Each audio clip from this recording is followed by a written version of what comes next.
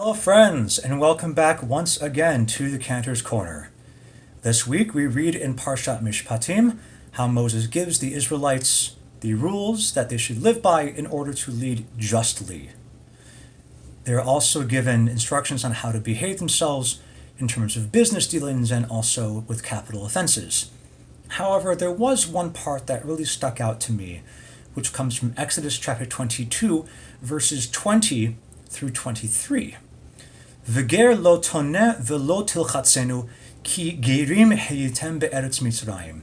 I translate that as, you will not wrong or cause undue stress to the resident alien or immigrant among you, since you are resident aliens or immigrants in the land of Egypt. Kol almana v'yatom lo te'anun. You will not oppress the widow or the orphan.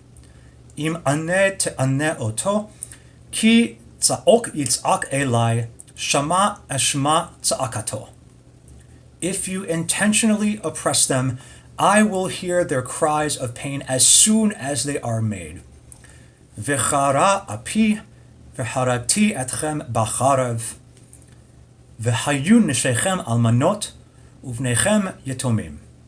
When that happens, I will get very angry and see to it that you offenders will be slain. Your wives will become widows, and your children will become orphans. Quite harsh punishment from God indeed. But what piques my interest is, why does God focus on immigrants, widows, and orphans in particular?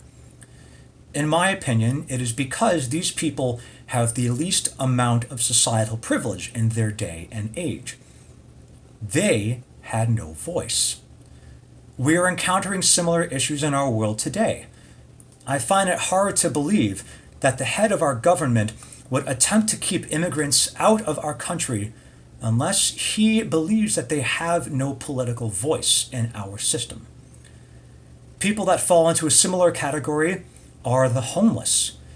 In the 2015-2016 school year, the Northeast Ohio Coalition for the Homeless recorded there are roughly 2,600 homeless kids in Cleveland alone. Close to half of those kids were between the ages of 6 and 9 years old, and over 80% of them identified as African Americans. Think of the families behind those children. In our political system, wealth equals voice, especially after Citizens United, which means that Clevelanders who live in poverty, which is slightly more than 1/3 of the population according to 2015 data, have their political voices muted thanks to their comparative lack of income.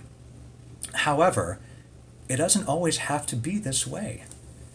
Thanks to the throngs of people that came out and spoke out against the immigration ban, the Ninth Circuit Court of Appeals placed an indefinite stay on the ban, forcing the administration to wage a legal battle to try and get it reinstated. We have seen what can happen when people band together and speak out in order to bring justice to those who need it most. I urge you, call your state and local congressional officials. Tell them how you are upset that so many Clevelanders are still living in poverty or without homes. Tell them the importance of immigrant communities, not only for the city of Cleveland, but for our state and our country as well. You don't have to do it alone.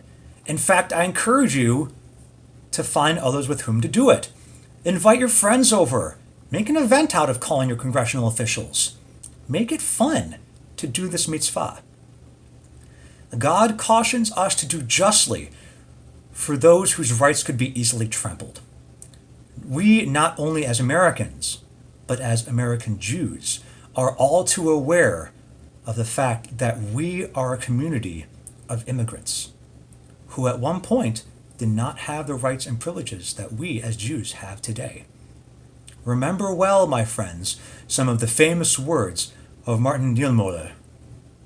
First they came for the socialists, and I did not speak out, because I was not a socialist. Then they came for the trade unionists, but I did not speak out, for I was not a trade unionist. Then they came for the Jew, but I did not speak out, because I was not a Jew. Then they came for me, and there was no one left to speak for me. We need to speak out for those who have no voice, so that if the time comes where we are the ones who are lacking a voice, others might come help us make our voices heard.